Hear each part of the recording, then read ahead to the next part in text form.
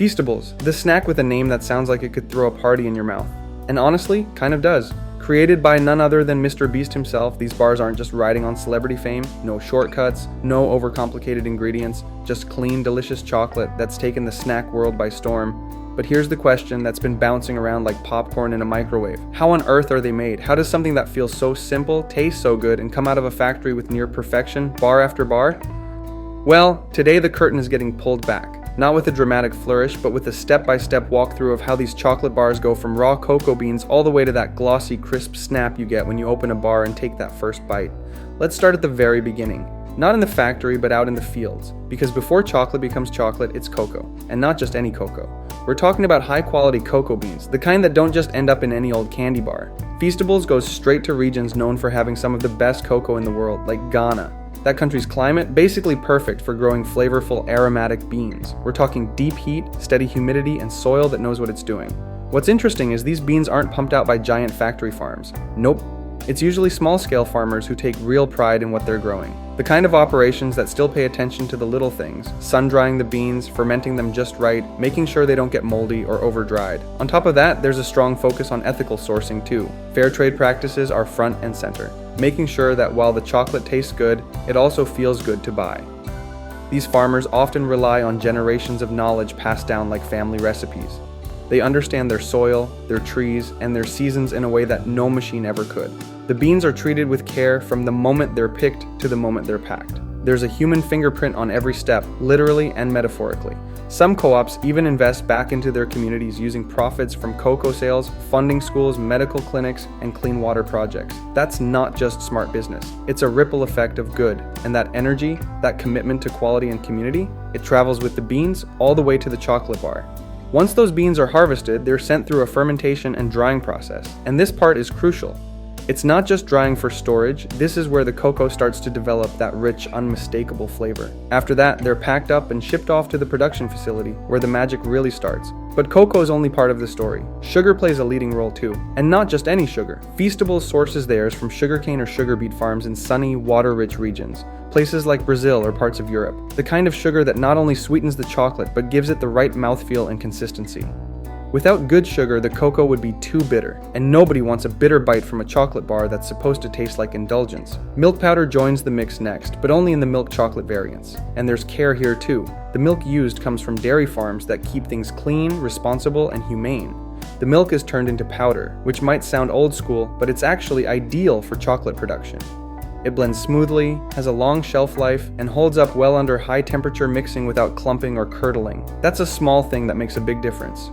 The dairy farms that supply this milk aren't just following guidelines, they're setting standards. Cows are fed a balanced, nutrient-rich diet, which directly impacts the quality of the milk they produce. Hygienic milking systems are used to avoid contamination right from the source.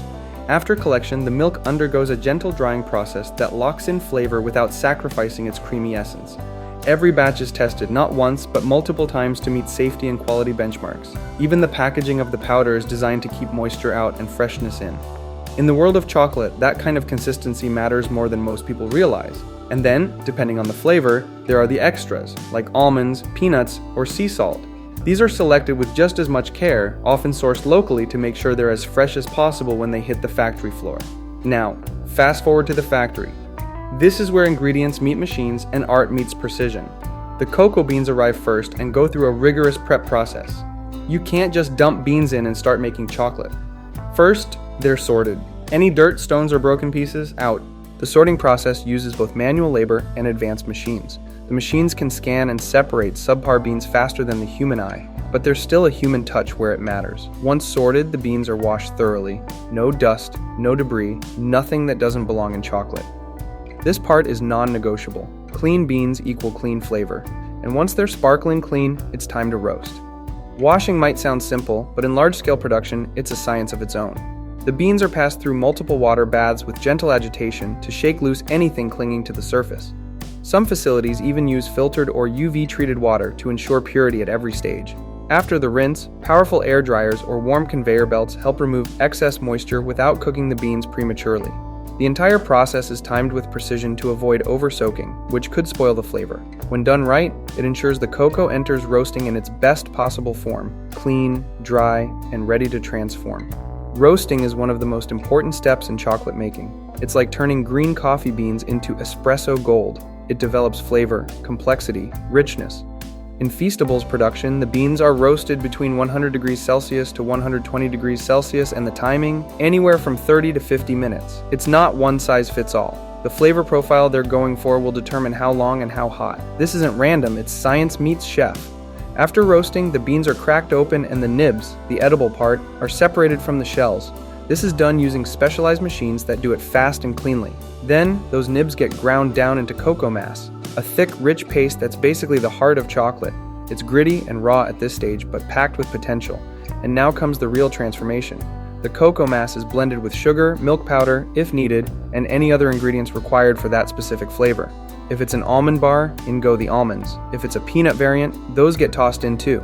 Everything goes into large industrial mixers, where it's blended until each batch is totally uniform. This part has to be precise. Just a little too much sugar or a slight drop in cocoa percentage, and the whole bar might taste off. So, the proportions are strictly controlled. Once everything is properly mixed, it's time for refining. The mixture is passed through rollers that grind it down to a fine, smooth texture. Ever had chocolate that feels a little grainy on the tongue? That's what happens when refining is rushed. Not here. Feastables takes the time to get that silky mouthfeel just right, and these machines don't play around. They can handle hundreds of kilos of chocolate at once, making sure the product stays consistent while ramping up production speed. Then comes conching. Fancy word, big deal. Conching is what gives chocolate its final polish. It's a process that involves continuous mixing and aerating at a carefully controlled temperature. This stage helps evaporate any unwanted acids, mellows out the flavor, and smooths out the texture even more. It's slow, deliberate, and necessary. Depending on the flavor, the conching process can last anywhere from 8 to 16 hours. It's like the spa treatment before the big show. Inside those massive stainless steel conching machines, there's constant motion. Rollers grinding, paddles swirling, and chocolate evolving by the minute. The temperature has to be monitored with almost obsessive precision. Even a slight shift could affect the final taste. As the hours pass, the aroma intensifies, filling the entire facility with a rich, almost intoxicating chocolate scent. It's not just about removing the sharp edges of flavor. It's about unlocking the deep, velvety notes that make each bite feel luxurious. Some machines even allow for speed adjustments, letting the chocolate breathe more or less depending on the desired outcome. This phase is where ordinary cocoa mass becomes gourmet chocolate. And yes, it takes patience, but the results speak for themselves. After conching, tempering. Tempering is what gives the chocolate that glossy shine and satisfying snap when you break a piece off. It's all about getting the cocoa butter crystals to align in just the right way. The mixture is heated and cooled at specific intervals, and it's one of those things that, if done wrong, ruins everything. Poorly tempered chocolate turns dull, blooms with fat streaks, and crumbles. Feastables avoids all that by getting this part exactly right. Then, it's time to pour. The chocolate, now a perfect glossy liquid, is poured into molds that create those signature Feastables bars. They're filled by automated machines that ensure every single bar is the same size, same shape, same weight. The molds are cooled to let the chocolate set, and once they've hardened, they're popped out and inspected. This is where the quality control squad steps in. Every bar is looked over either visually or by machine. If something's misshapen, out. Got air bubbles? Gone. Not glossy enough? No deal. Only the top tier bars move forward. The rest don't make it past the finish line. And from there, it's packaging time. Each bar is wrapped in foil or a protective film that keeps out air, moisture, and any funky odors. Chocolate is super absorbent when it comes to smells, so this layer keeps it tasting the way it should. The wrapped bars are then boxed up with labels that include everything from expiration dates to nutritional info. It's all done by machines, fast, precise, and clean. Once they're packed, the bars head off to storage. These aren't just regular shelves in some random room. We're talking temperature-controlled warehouses that keep everything just right. Chocolate hates sudden shifts in temperature. It can melt, discolor, or go soft. So Feastables bars are kept cool, dry, and protected from anything that could mess with quality. And then it's off to distribution. Depending on where they're going, the bars travel by truck, ship, or air. The key thing is that even in transit, the chocolate stays at a stable temperature. Whether it's going to a local store or crossing international borders, the priority is maintaining the product's integrity. No one wants a melted chocolate bar showing up at their doorstep. Once it lands on shelves or arrives in an online order box, it's ready for that first snap, first bite, first moment of okay, wow. And that's the journey. From cocoa farms in Ghana to a perfectly molded bar in someone's hand, it's a story of precision, care, and really good taste.